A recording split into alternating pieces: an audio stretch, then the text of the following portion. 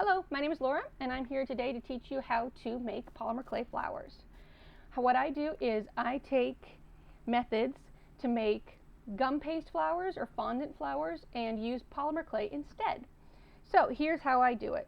I use polymer clay that is female leather effects. I really like this clay because it is super bendy.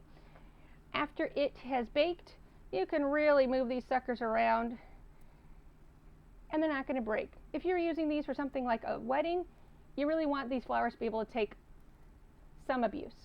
And the Leather Effects really does that well. Now, in today's tutorial is about how to make an iris. If I didn't say that, I apologize. Here are some special tools that you may not have thought to use with polymer clay before, and this is kind of the secret to my success. This is from a kit to make gum paste flowers.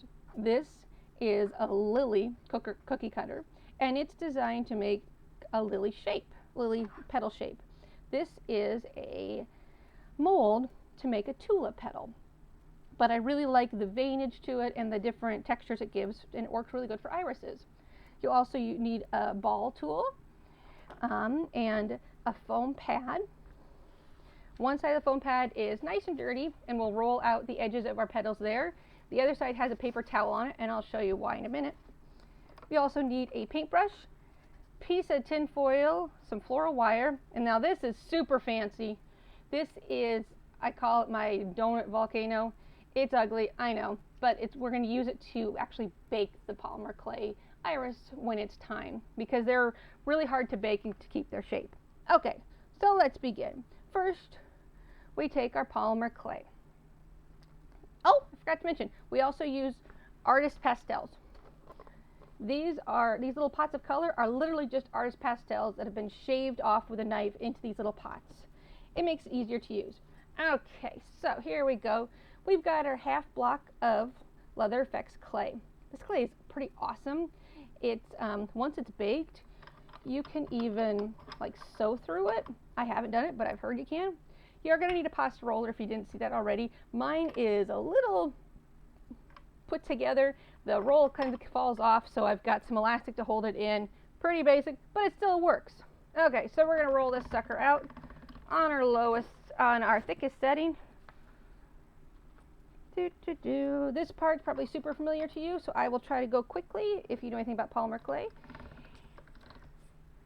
For a couple of months, I tried doing it without this and just using a hand roller, and then got a coupon for one and wondered why I wasted my time not using it. It's just so simple. It makes such a nice uniform thickness, which is amazing. I am rolling this to the thinnest setting that I can. When I make any kind of flowers or petals, I want them to be nice and thin and delicate like a real flower is. Okay, now we have our clay all rolled out, and this is rolled out to the number 9 setting. I'm going to set it on here just so it doesn't stick to my work surface. Okay, now you take your lily shape, lily petal shape, and I'm going to cut it out 7 times. Now you can count to 7, so I'm not going to make you sit through this. If you run out, just ball it all up and re-roll it out. So I'm not going to make you sit through all that cutting out because you can count. Here is one of our petal shapes. Now that we've got it cut out, it's a number 9, the thinnest thickness that my machine can go, and I got a ball roller. Now this part's important. You take, and with a ball roller, and this is a gum paste flower soft mat. You take the ball roller and you do it right around the edges, making those as thin as you can, because the very edge of a petal is very, very thin. Now that we got that, you take and you put it in your mold. This part of it won't get a texture on it, this very back part, because it kind of falls off the mold, but that's really towards the middle of your flower, so it doesn't matter. Then you take it and you give it a good squeeze, and then you have a petal that has a beautiful texture to it. This was designed to be a tulip texture, but I call it an iris texture now, because I can. Okay, then on the other side of my pad, I have got a paper towel rubber banded to it. This is the best way it works for me. I go into my little pots of color from my Artist Pastels, and I just paint on the colors I want. The leather effects, I haven't found them to be the brightest or the shades that I would really like to use, so I really just add that in later with some pastels. There's some other fancier ones to use, but these are inexpensive and I can't make the investment in a $100 set of shades yet. So what I'm doing is down the middle I did a nice swath of purple and then some royal blue on the sides, giving us a much darker color than the original clay was. You can play with it, and this is really the funnest part about making flowers with polymer clay, I feel. You do it on one side, and then this is why we put a paper towel down so it doesn't stain your block. And then you do it on the other side. I'll do it a little bit slower in case you didn't catch it. Take the purple, and I do it right down the middle. And then I take a royal blue and shade it down the sides. Ta-da! Now you might be thinking, oh, you've lost all your texture.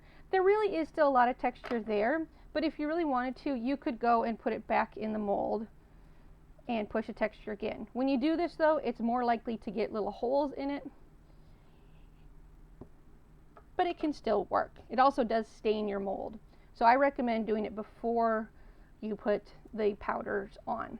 Okay, now, just like when I was a kid watching TV shows, when they said, here, we'll put this in the oven to bake for 20 minutes.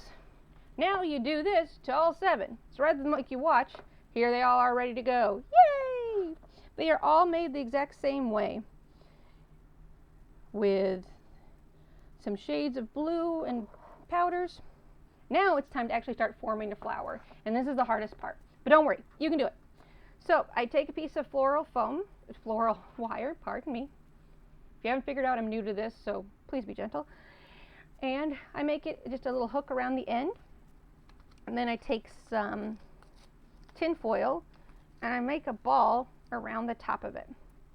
This is going to serve as your the center of your flower. In the end, you can't usually see it, or if you can, it's just a little bit, just kind of a nubbin in the middle. But it's essential to be able to create your flower in a strong way. So I'm going to wrap this around here so it looks like this. Now I take some scrap clay of my female leather effects, and I wrap it around there to cover all the tin foil, because we don't want tin foil showing. You could do this as a solid bit of clay, but I find that kind of wasteful because then there's clay in there that's not being used, not being seen, and we can just use that. We can use tin foil instead.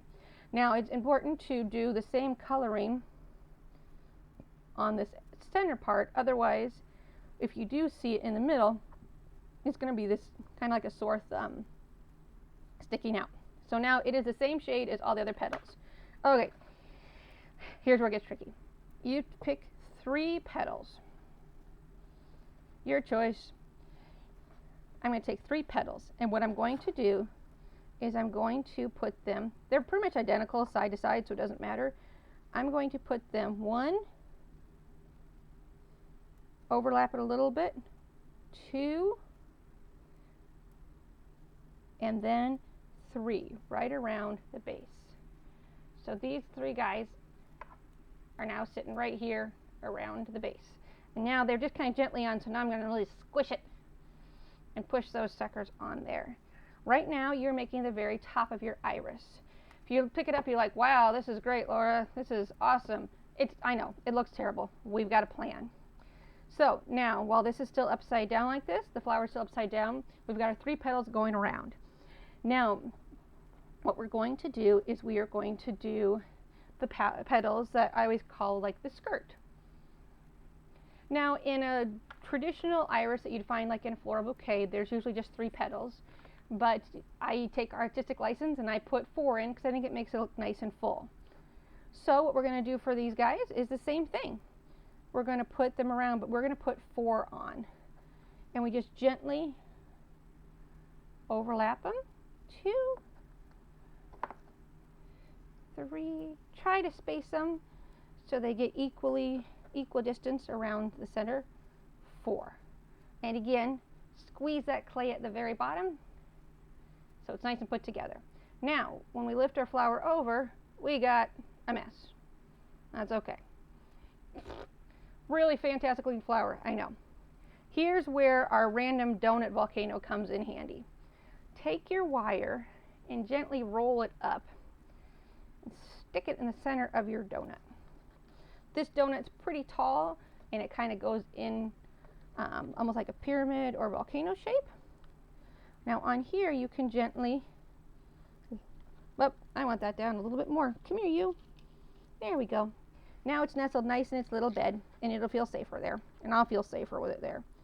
Now I take my petals and I gently kind of lay them alongside it. Now this is the trickier part.